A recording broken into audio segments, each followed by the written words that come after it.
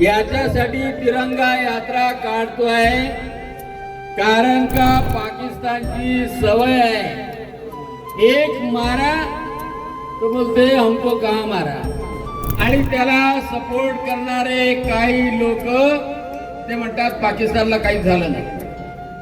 आणि म्हणून या पाकिस्तानच्या दहशतवाद्यानं पहलगाम मध्ये 26 भारतीय जे मारले, त्याचा बदला प्रधानमंत्री नरेंद्रजी मोदी आणि आपले सैन्याचे तिन्ही दल यांनी 9 ठिकाणी बंबार्डिंग करून 100च्या वर अतिरेकी असलेले अड्डे उद्ध्वस्त केले.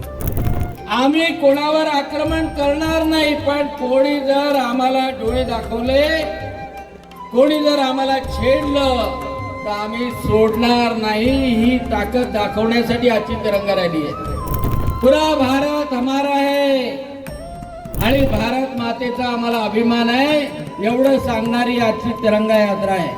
जय हिंद, जय भारत, भारत माता की.